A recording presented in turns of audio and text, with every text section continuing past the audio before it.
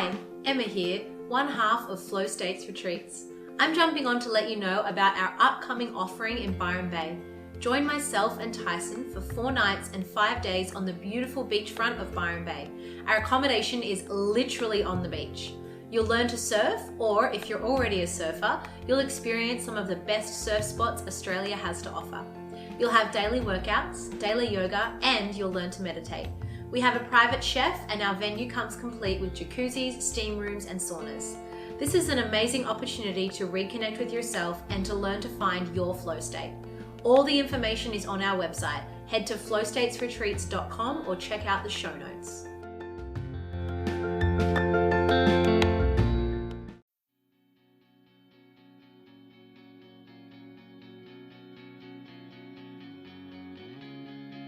Hello and welcome to the Mindful Man Project. This is where we tackle all of life's ups and downs, learning about the modern mindful men and women and their journey to master life as it comes. I'm your host, Tyson Venables. On today's episode, we have Nick Papastamatis. Nick is a sports chiropractor from Sydney, Australia, who runs multiple clinics within Sydney. Nick has been one of the only practitioners I've ever trusted and found who can find the root cause of an injury and develop a treatment plan with an endpoint. Nick has now begun mentoring and coaching practitioners, PTs and therapists, teaching them his knowledge on how to best treat patients but also run their own successful businesses. I really enjoyed this chat with Nick. He has certainly come a long way in his own journey, personal and professional. So strap yourself in, here we go. Last year I think ended people who were doing really well have almost hit the ground running now, and I think people are starting to let the dust settle and see where they're at. That's kind of the common theme down here, I think, as well. Yeah, it's almost like the whole January thing hasn't even warmed up. It's sort of just gone pretty much from 0 to 100, or at least 0 to 5. I don't know. But yeah, absolutely. I think I've been the same. It's just kind of like, all right, hold up, what the hell am I doing? Just got to we're on the ball straight away. So that's good. It's especially in your business and what we're doing down here, I feel like it's good to be busy when you're doing stuff that you love. Pretty much, dude. And how are things going in Melbourne, mate? How are you going? Really good. I think moving to Melbourne for myself was probably really the turning point in my own personal development, and then also professional and stuff as well. So it kind of threw me in the deep end, so to speak, to uproot myself from a pretty stable job and career where I was to come down here and start fresh pretty much. And and everything that I've done down here has just been all about development and stuff like that. So I feel that I don't regret moving down here at all. And it's the people, the community and stuff that I've built and what I'm doing down here and now looking to now branch out, I think it's been probably really it was a really great decision to move down here, and Melbourne's good. But possibly looking to make a move in the not too distant future somewhere else. So probably back. Wow.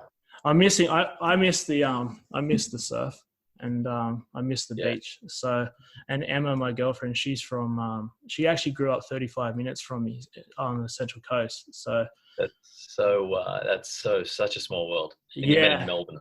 And then we met in Melbourne. So I think it was kind of meant to be we'll probably end up back up around in that Byron region somewhere, but we're just that sounds good, bro. Sorting that out. Yeah. How you been? How you been? Yeah. I'm back at uni now. Oh yeah. I'm studying psychology of business. Wow. And then obviously still with the clinics and still growing my team. Mm-hmm. And that's always going to be my development and the challenge that's in front of me. Mm-hmm. Every day is different. So bro, just 2019 was a hell of a year, and I think this year is going to be just building on that. So that's so good. So you still got the five locations and stuff. The 5 locations in Sydney. Is it? Yeah. That's epic. So we last year we actually refocused one of the clinics to a different one. So 5 one way or another.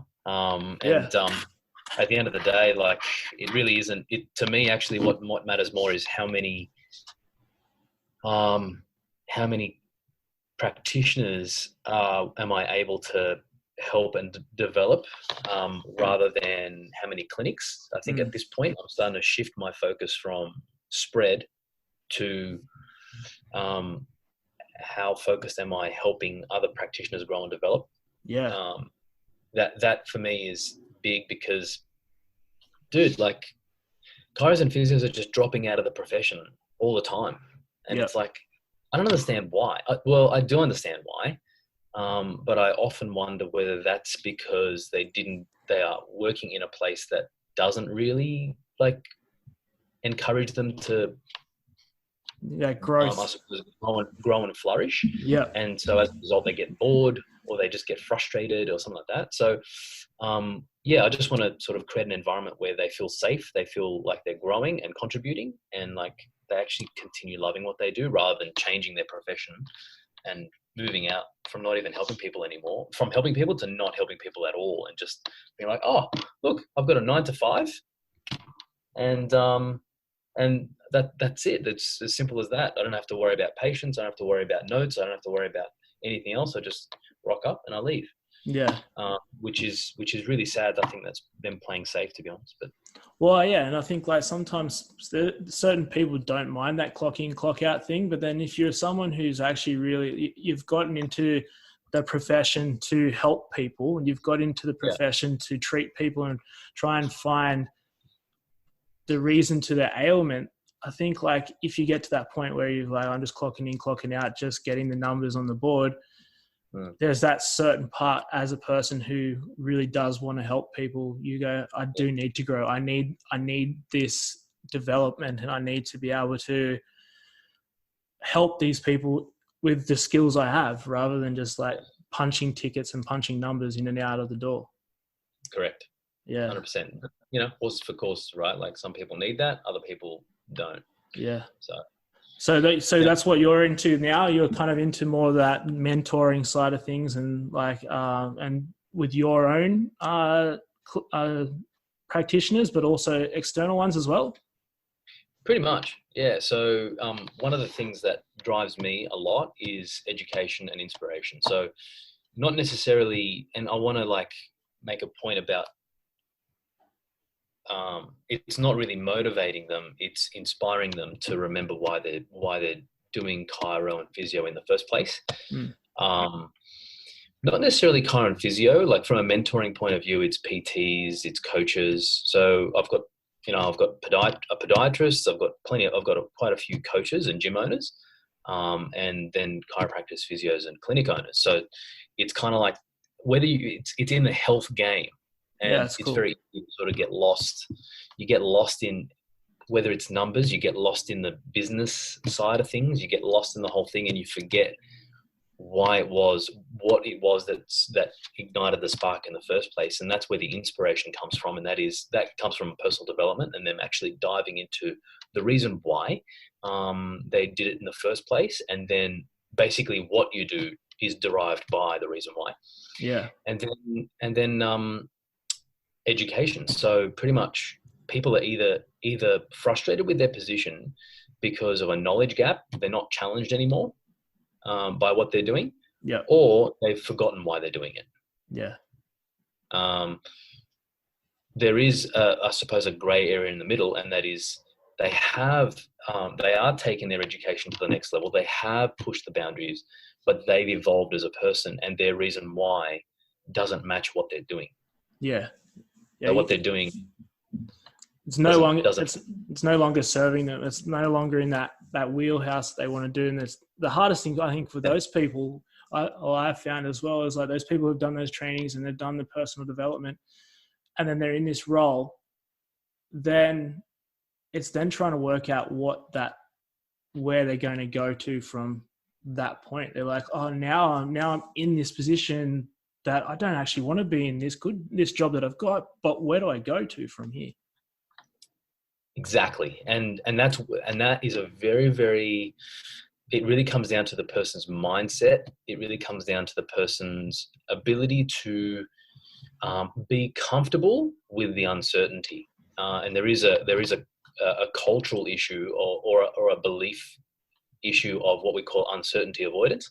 Some people will run away from any uncertainty and they will stick to that 9 to 5. And others will, they will really, like, they don't care about the uncertainty. They're actually really keen to fight through that and be happy to sort of just explore the road less traveled, or their road less traveled, and just go for it. Both feet in the water straight away. Others like to dabble around the uncertainty and just be like, oh, let me explore the perimeter of what's around this new concept of the next step in my life. And then they're the ones that end up making excuses for their indecision. That's not a weakness. That's the fact that they just simply they're uncomfortable with uncertainty, and they want to avoid it. That doesn't mean they're weak. That just means that they prefer, they err on the side of stability, rather than. But a lot of people perceive that as weakness or a lack of courage. It does take a lot of courage to be able to step through something to step into something uncertain. But some people, like for me, I don't have much uncertainty avoidance. I just go straight into the uncertainty. I'm happy to travel down a road I've never traveled down, and be confident in that. It would be far more courageous for me to actually err on the side of stability and do a 9 to 5. That would be a very courageous thing for me to do, because it's so stable and that's not my comfort zone at all. So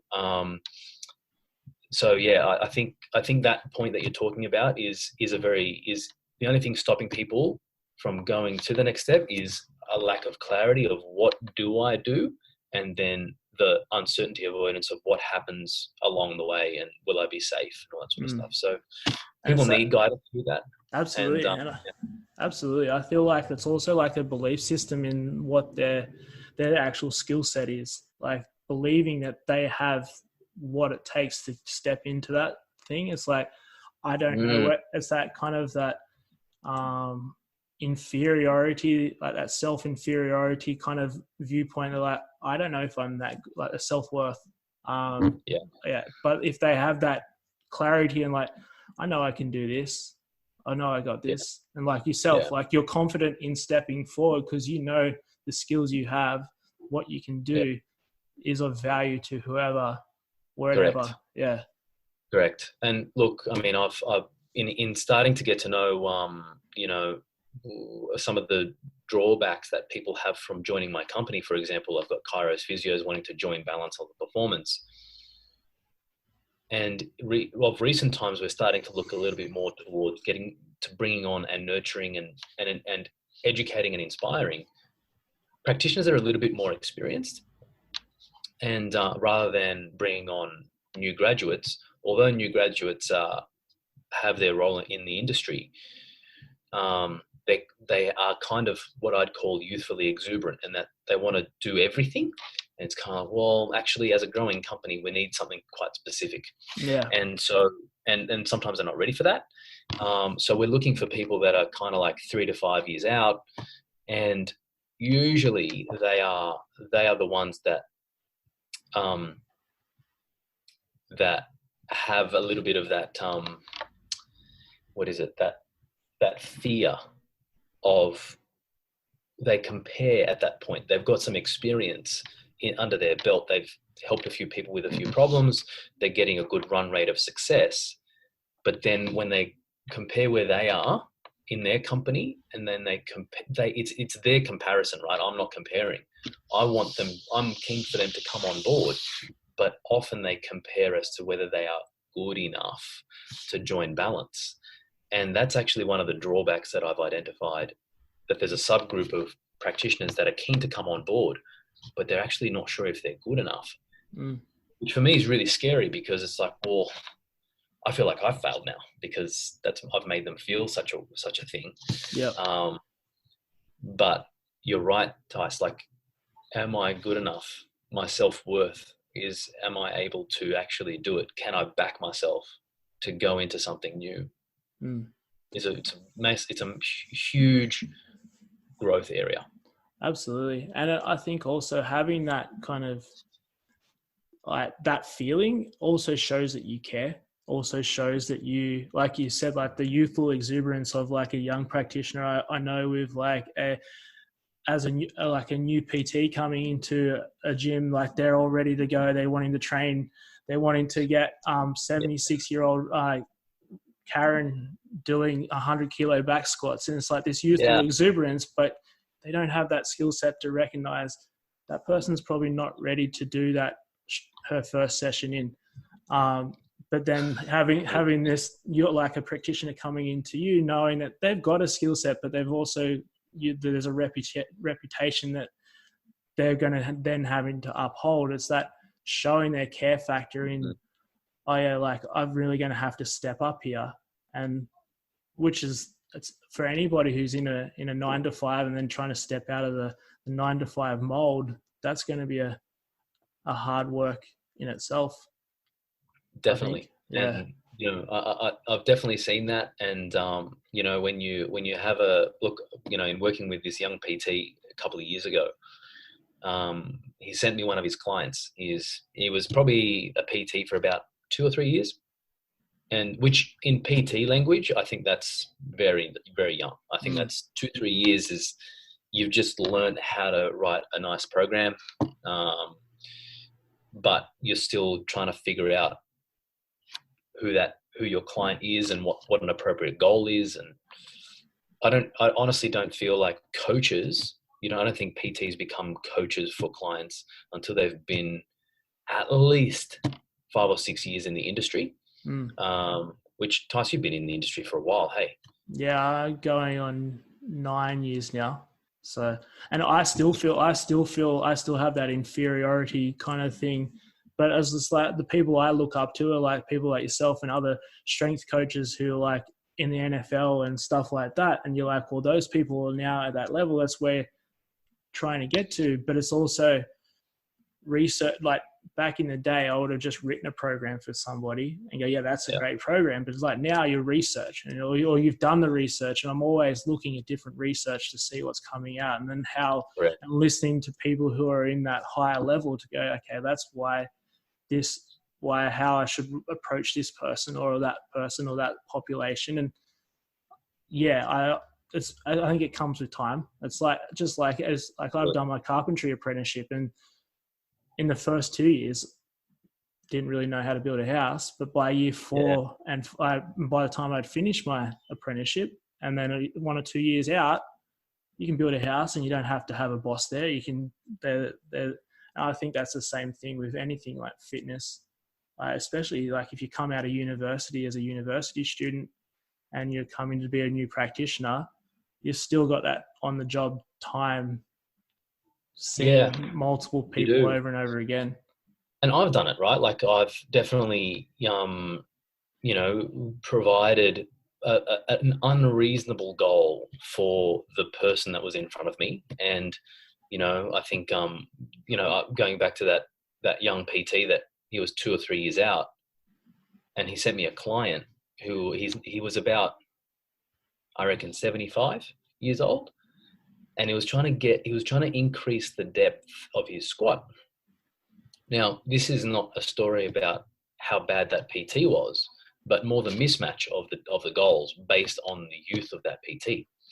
And it's kind of like this older man wants to train for health, for living. He wants to improve his longevity, his dexterity, his vitality, and he's come in, and it actually turns out that he's been on a medication called prednisone for 20 years. Now, prednisone is a cortisone-based drug. It's a steroid which thins your connective tissue. And this young PT just didn't have the runs on the board to be able to ask the right questions and then figure out, oh shit, like I probably shouldn't be increasing this older man's range of motion.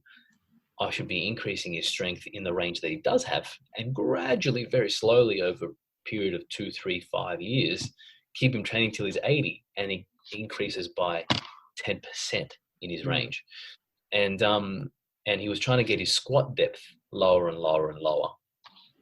And it turns out that he ended up tearing his hamstring, that the older man tore his own hamstring because he was, you know, I can't remember what he was doing exactly, but because of the increased stretch and the increased margin of error, he had lost the elasticity in his tissues and created a tear. Yeah. Now, he didn't have the heart to tell the young PT. He wanted to keep going with him. But it was a very tough conversation for me to have with that young PT, because someone has to tell him, because then it turns out it's my duty of care. Yeah. So these are the hard lessons along the way. I can't remember what brought us onto this topic, but it is a very gradual, youthful exuberance. And Yeah, it starts off, you know, you want to achieve these miraculous goals for the wrong person, and then you end up doing harm when your intention is really good. So that's probably why we're veering away from the early population. It'd be great if they can work in like a generic place, like working in a fitness first, working as a group, like a group training is underestimated in its difficulty. But you know, even working one-on-one, working online where you've got time to sort of plan externally, that's a good starting point for a young PT, and then gradually increasing your scope as you go forward. Same as a chiropractor and physiotherapist. You've got to start off with the basics and then go specific later. And like, that's what's going to probably bring me to the next point. I think also like a mentor is a great way of doing it. And even like, I've found just even approaching someone that you know who's a leader in the area, in their area, or something like as a strength coach, and going to them and spending time with those people and listening to what they've done outside of your own work hours, then is actually like, it helps your growth, because then you can actually then listen to how they're programming, listen to how it's like continually education on the floor, rather than just going, all right, I know everything now, regardless of how old you are or how far out of the school you are. Like yourself, you're going back to school to do your business psychology. It's like, once you've done your certificates or whatever, it's like that's not the end point. No. And you know, Tony Robbins talks about full immersion. And in order for you to become outstanding at something, you need to be fully immersed. And our Gen Y, our millennials, Gen Z probably is only starting in the workplace now, you know, sort of being from the 2000s till, I don't actually know when that generation ends actually, but Gen Y is between 1981 and 2000, and Gen Y is probably, they're probably predominating in the workforce now. And, you know, there's a big thing in Gen Y about, and in the millennials, about work-life balance, and about being able to, you know, have the lifestyle at the same time as being able to work and do something that's meaningful. And look, it's an amazing thing to aspire towards, but as Gary Vee says, I don't think there's such a thing. If you want to be outstanding at something, if you want to be outstanding, not really good, outstanding, you need to be fully immersed. There is no such thing as work-life balance. And I can tell you one thing for sure. I've got, even now, I don't really have work-life balance. Like it's something where I've got a business that's running. I don't necessarily need to be working as hard as I am, but I don't think that there's room for me to just be very good.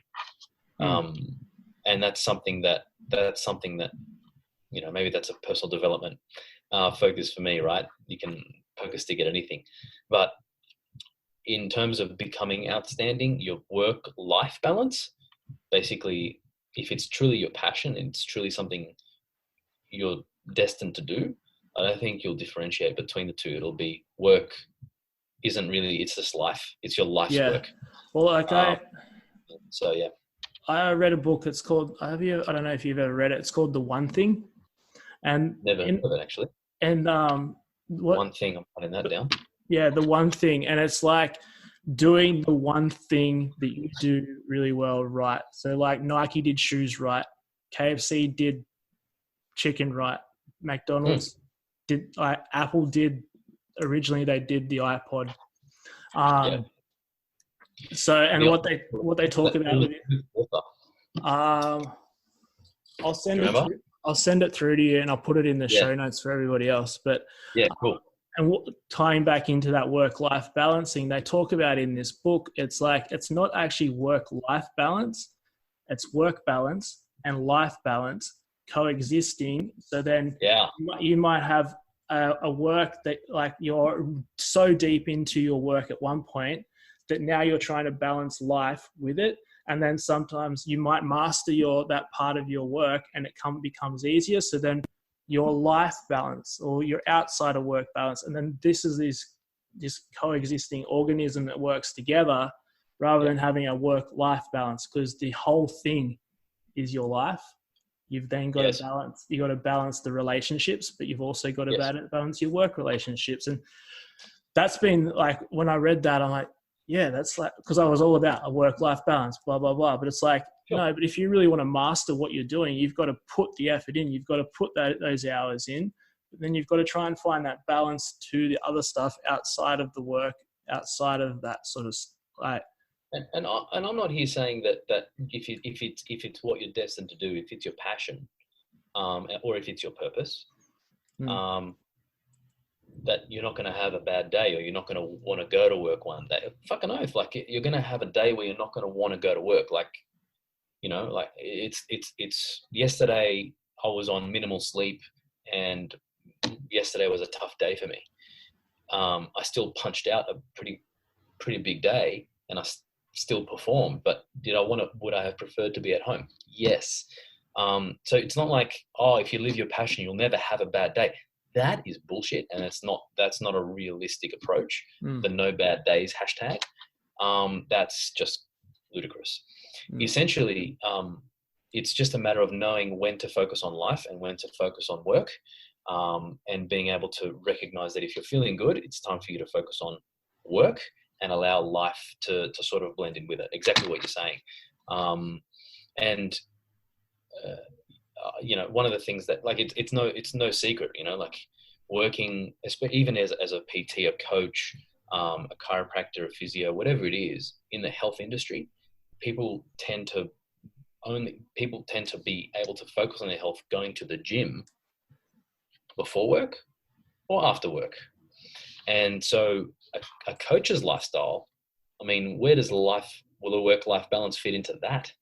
It's kind of a 5 a.m. to 9 p.m. balance. There's no such thing. No. So essentially it's just trying to figure out how it's going to work for you.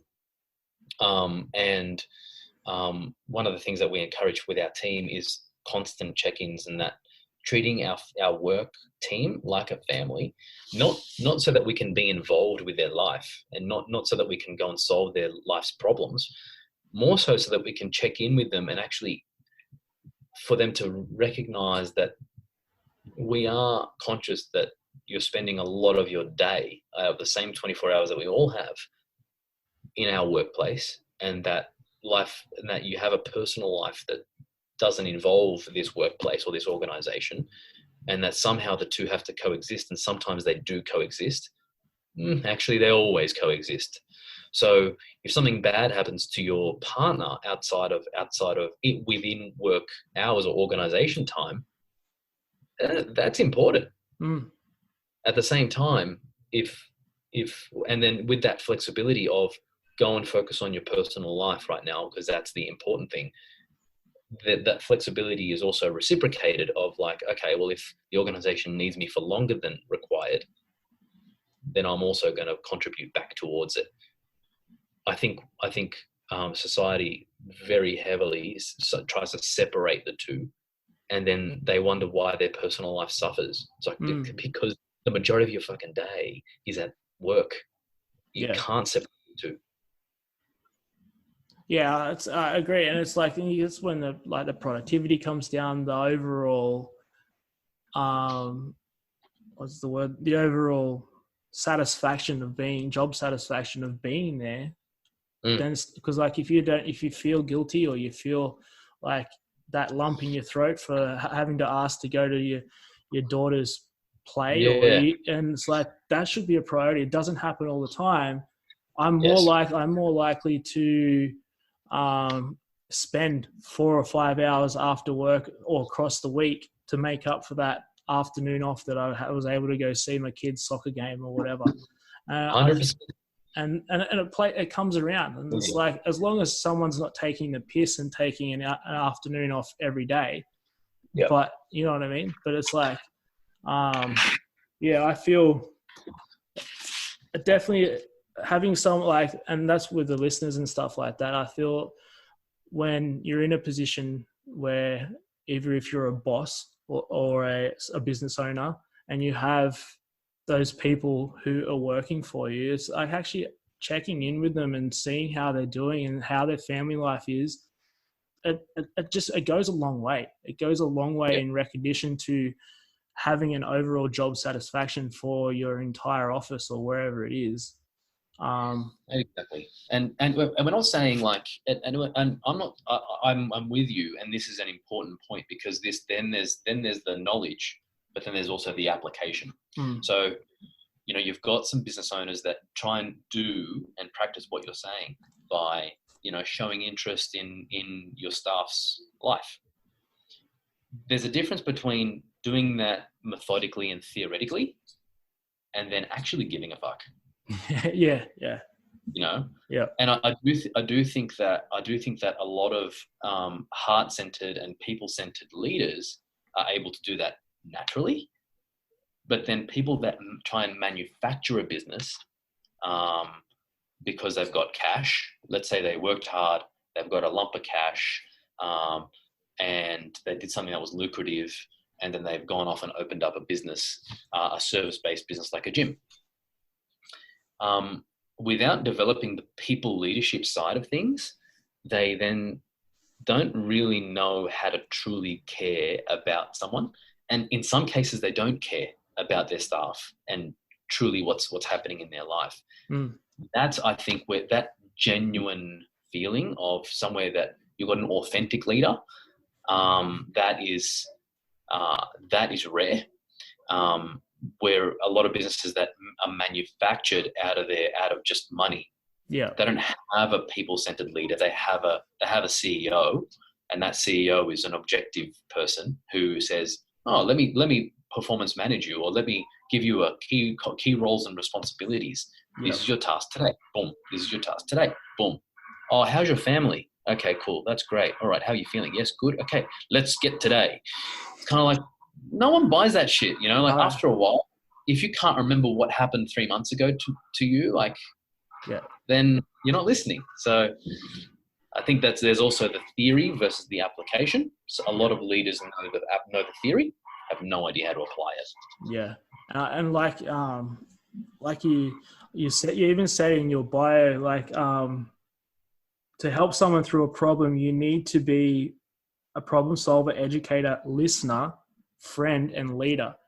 And I feel that pretty much knocks it right on the head there. Like if you're not listening to your people, you're not listening to your patient, you're not listening to your client, and you're not meeting and connecting at a level that they feel that they're going to be getting something results, whether it's a patient or a co-worker or someone that you employ, those results aren't going to be tangible, and you're not going to see them as quick or at all. Totally. And, it does tie back to then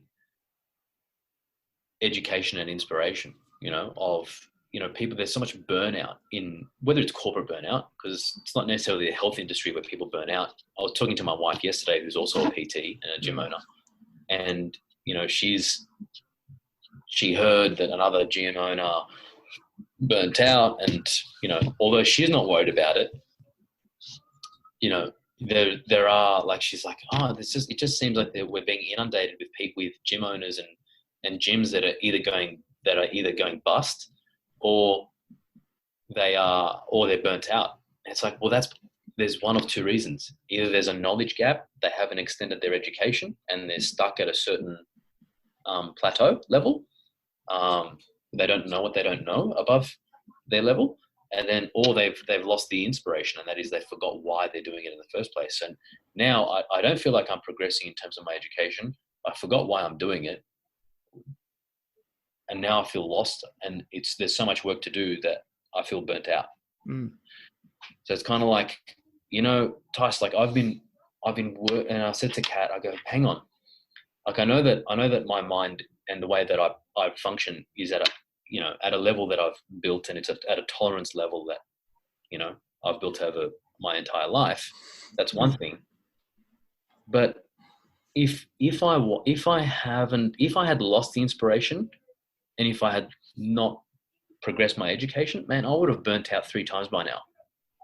Yeah. Because the level of work that I'm doing, I'm not saying that I'm the hardest worker in the world, but people are burning out with less. So it really comes down to whether you're actually progressing, and that comes down to sometimes the environment you're in, and the environment you're in comes down to the leader. Yeah.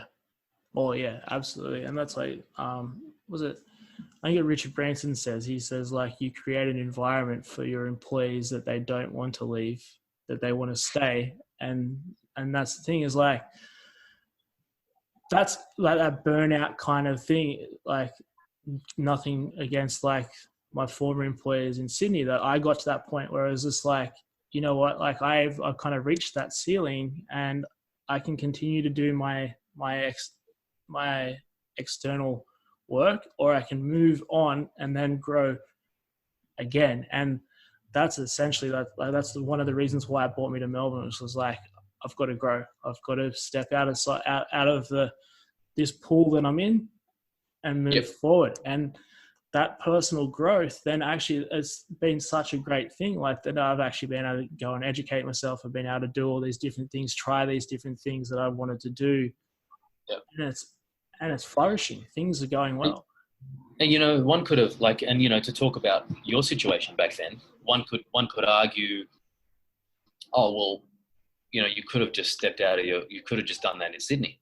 It's like, well, what's interesting? When I try and give an analogy to a chiropractor or a practitioner, physio, who's trying to figure out the problem that's wrong with the patient, and I'm trying to give them the example, I'm trying to focus on how to coach them and teach them through the process to do with the patient. It's funny because when I talk about like a different situation altogether, and I just start talking about how to grow a plant, or how to make a car function, depends on who I'm talking to, right? Yeah. And we use the same process, but talk about a completely different topic altogether, and then they get it.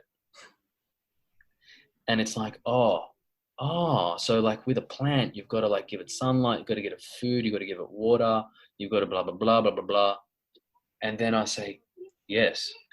Now with a patient, but they weren't getting that same concept with the patient. And then all of a sudden you compare it to a plant, and they get the plant analogy and they transplant that back to the human. Similarly, people that change their location or their city, it'd be like you focusing with seeing life through the same lens.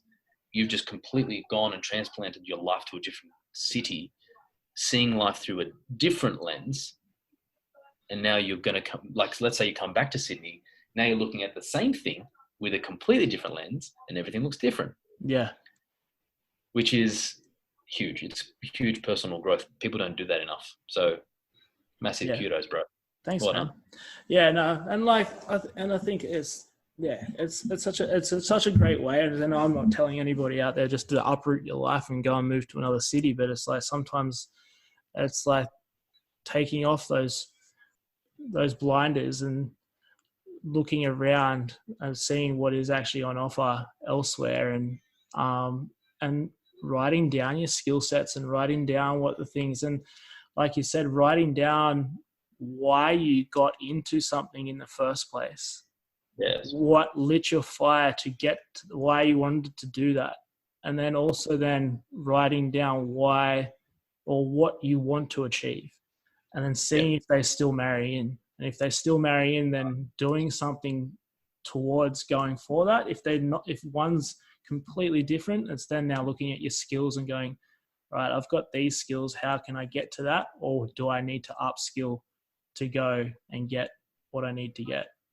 And it's a beautiful flow chart. Sort of, you've just stepped like a stepwise manner on, you know, how to bridge the gap between what you're doing and why you're doing it, and then figuring out the in between. It's beautiful. Well done. That's nice. It's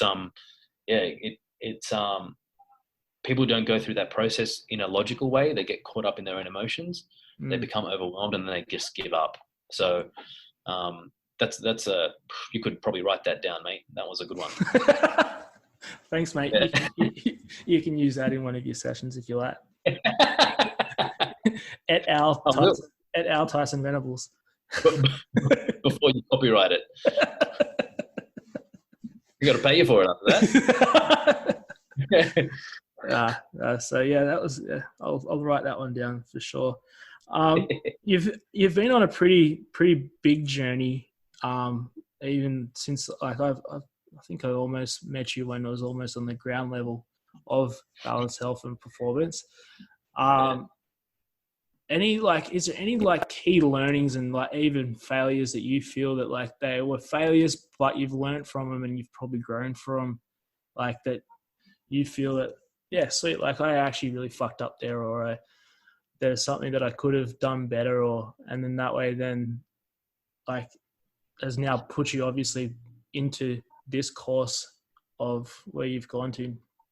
Yeah. You know, what's interesting, like a big thing in Gen Y again, is not recognizing your failures and recognizing your failures as more as lessons.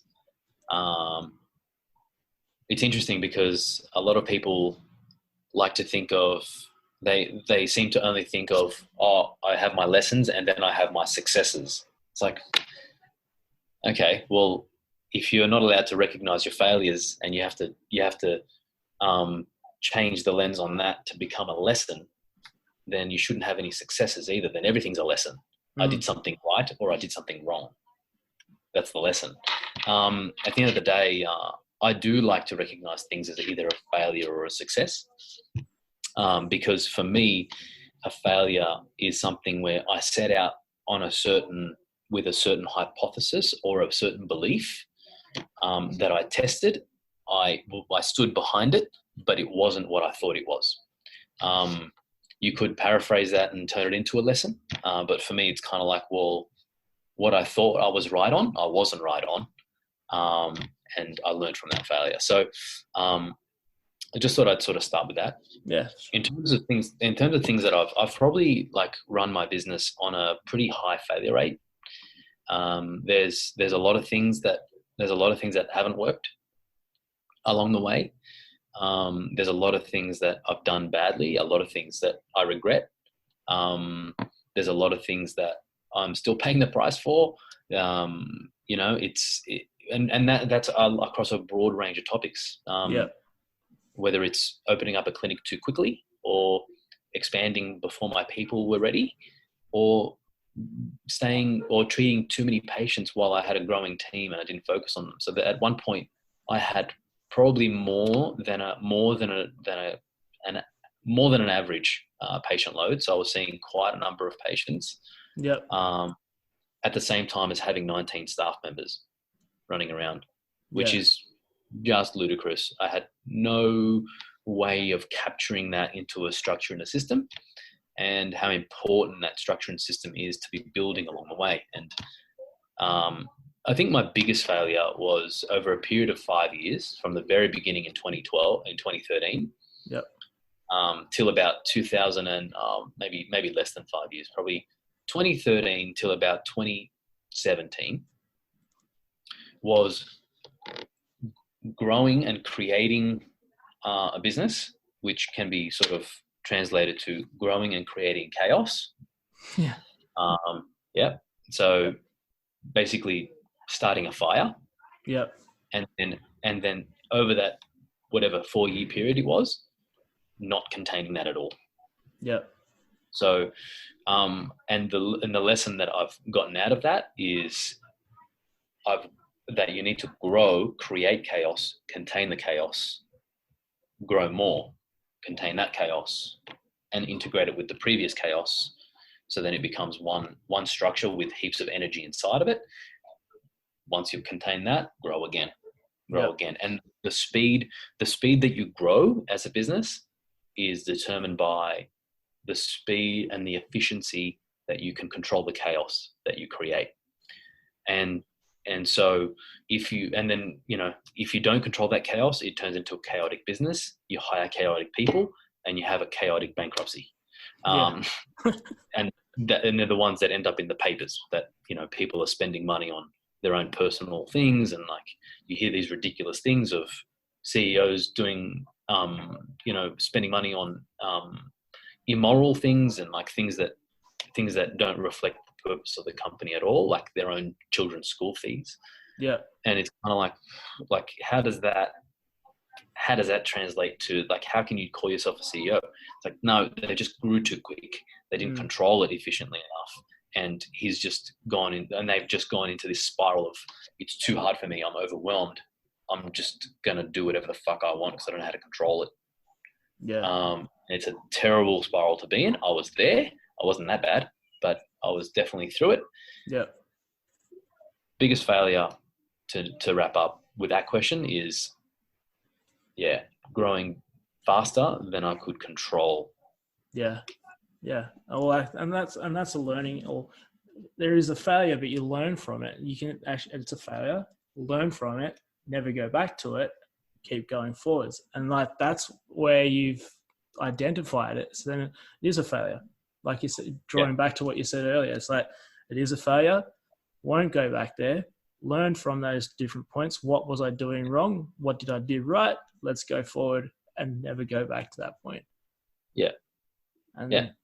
It's a good way. I agree with you with the people who say, oh, it's not a failure, it's just a lesson. Yeah, it's a failure, but you've learned from it. As long as you learn from it, then I think that there's like it's a little bit of semantics, but our generation, or the millennial generation, the Gen Ys between 1981 and 2000, we're the ones that were given participation awards for shit performance. And it's kind of like, oh yeah, like you came last, but here's a token. It's like that whole thing has created a mentality of only recognizing failures as lessons, but then really celebrating your wins. So you never lose. It's kind of like, well, that's not very nice. Like, how can you then create contrast and really truly appreciate your wins? So then we've got a bunch of and essentially that's when entitlement comes in of, I should always win. Yeah. Like, what? Like, oh no. Oh, what do you mean I don't win anything? I didn't, where's the benefit for me? Well, you don't benefit because you're not performing. So it's kind of like, that's a failure. Like, recognize that that's a failure because you set out to achieve something and you didn't. Yeah. There are lessons inside the failure. And so I do feel like we are in an overly positive society that is good in the present time, but does not, that the failures of, that's why Buddha says life is suffering. Yeah. Like, life is suffering so that you can then appreciate when you're not. And that's the path to enlightenment, right? So at the end of the day, you have to have suffering. You have to have a recognition of where you failed. And it's up to you and your personal development to recognize the fact that when to stop beating yourself up about that failure and actually take the lesson out of it, where some people continue to beat themselves up about that failure. It's like, I'm so shit, I'm so bad, I'm so this, I'm so that. It's like, no, you now need to be a little bit more objective about your failure and then take the lesson out of it so that then you can contrast that with the success when you reapply the lessons and be like, right, I'm going to do the same thing again, reapply the lessons I learned from my failure so that I can succeed. It's the dichotomy of life, and that people run away from it a lot. Yeah, it's the same thing as like Brene Brown says, is like you sit in your shit, you allow yourself to sit in your shit, work out what's going on and sit in your shit for a certain amount of time, then move on from it and keep going. You don't. Yes. And I think that's where it is. It's like you sit in it, work out what went wrong, then move on and keep going, and don't keep dwelling on that failure. Like it is what it is. It was a failure.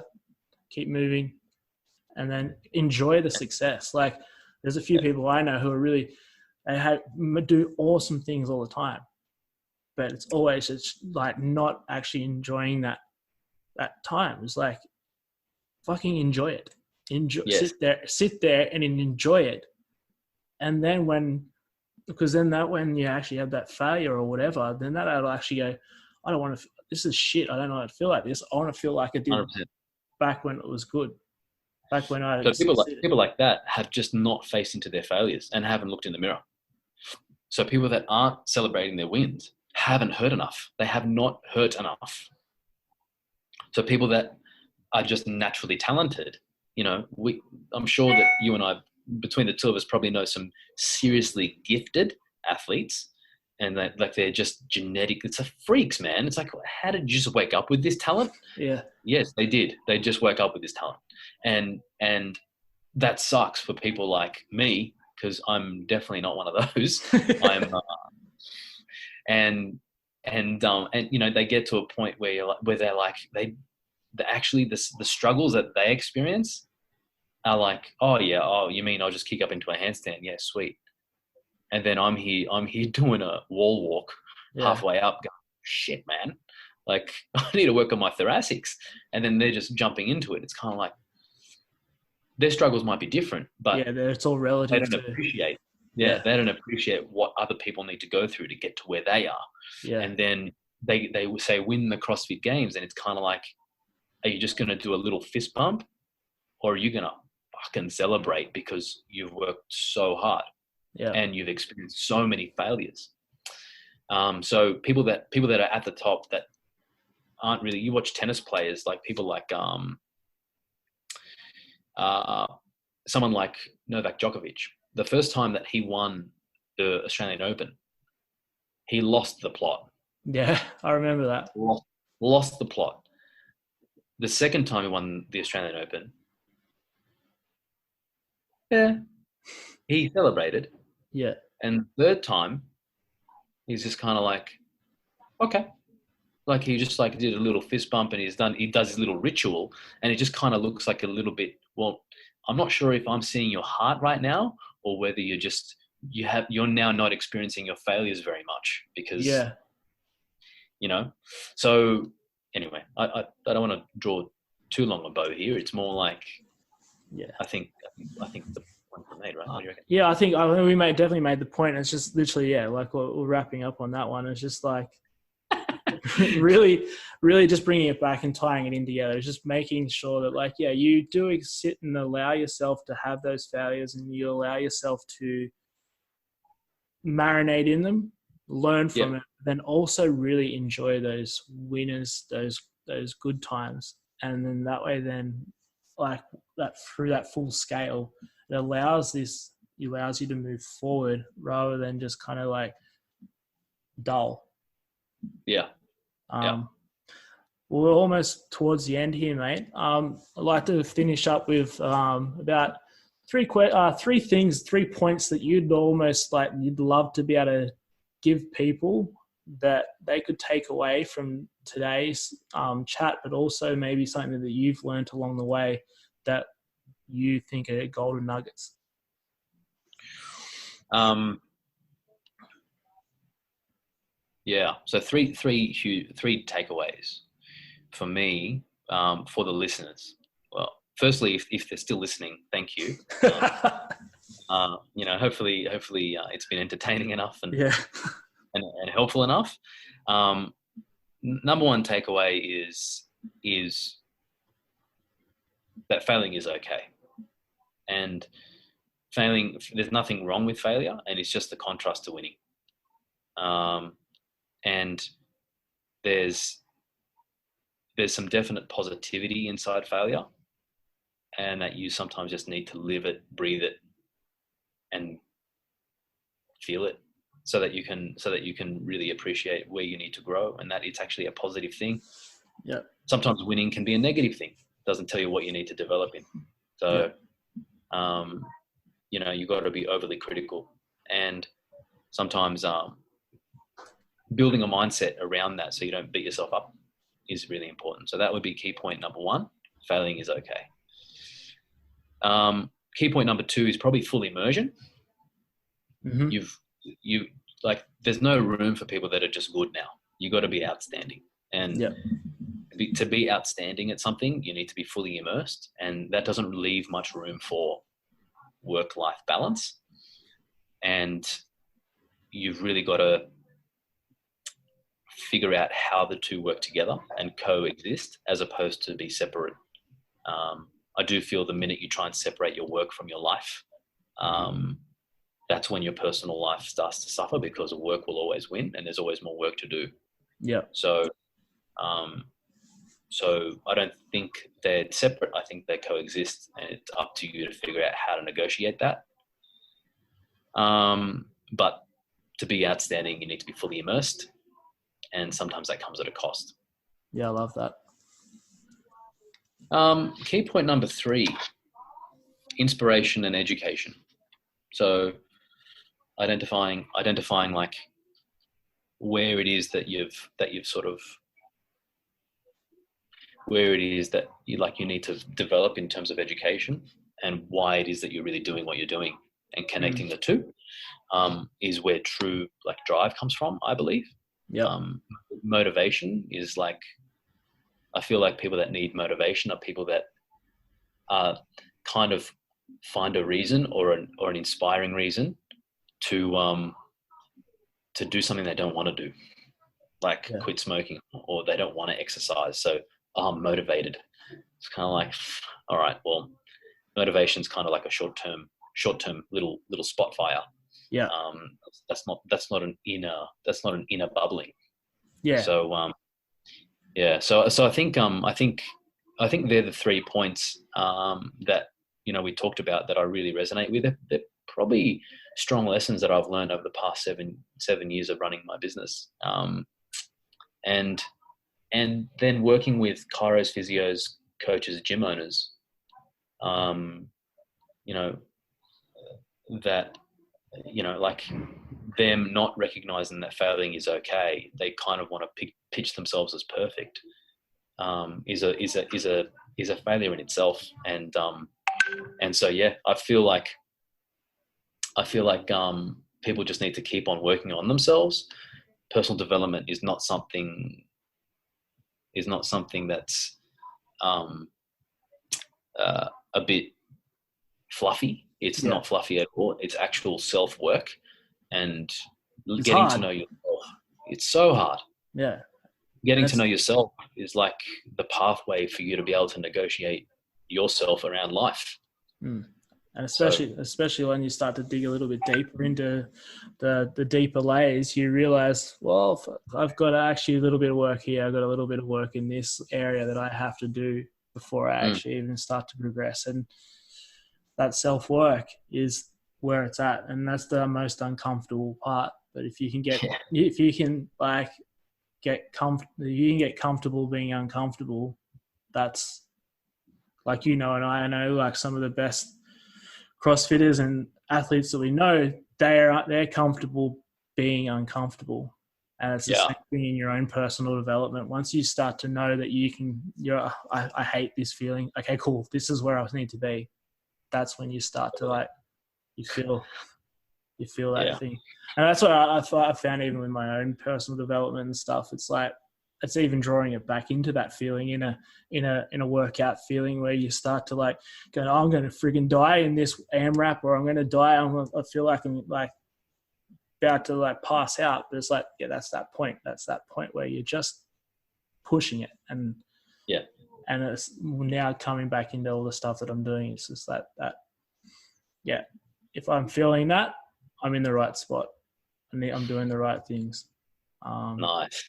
Is there anything else that you would like to add in before we wrap up, or where can everybody meet you or catch up? or are you Yeah. running any trainings or anything at the moment that people could apply for? I'm sure they'd have to apply. So I think, there's definitely people that probably want to work with me but shouldn't, and then people that should work with me but won't. It's kind of like,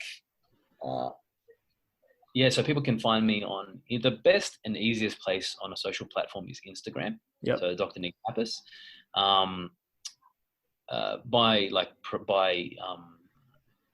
By qualification, I'm a chiropractor. So, if people want to some advice on something in Sydney, I'm happy to help them.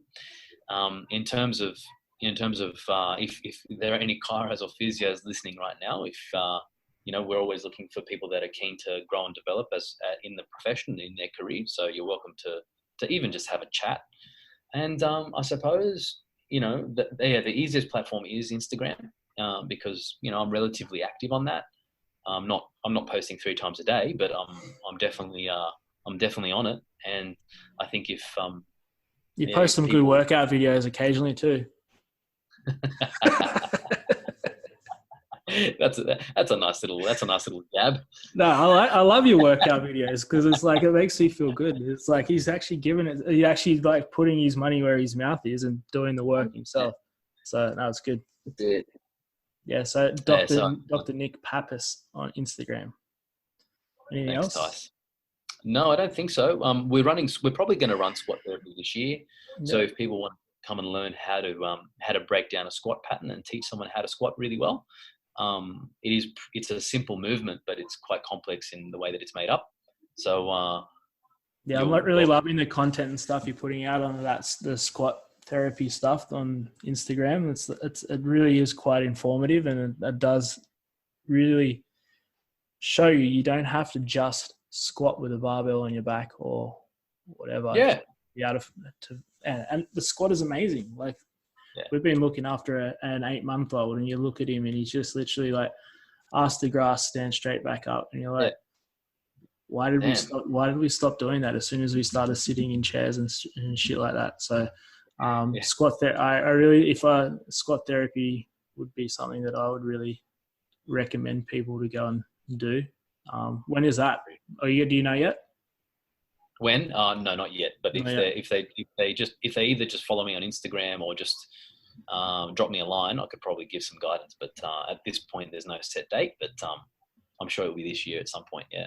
Awesome, mate. Well, let's wrap it there. Thank you very much. It's good to see your face again. Mate, likewise. Maybe I'd give you a kiss if I could. I'll give you a big hug. That's for sure. Well, that brings us to the end of today's show. If you like what you heard and want to get all the info, check out the show notes. While you're there, rate and review the show. And one last thing, be sure to subscribe so you don't miss out on any of the upcoming episodes. Until next time, my friends, continue to look out for each other and continue to lift each other up.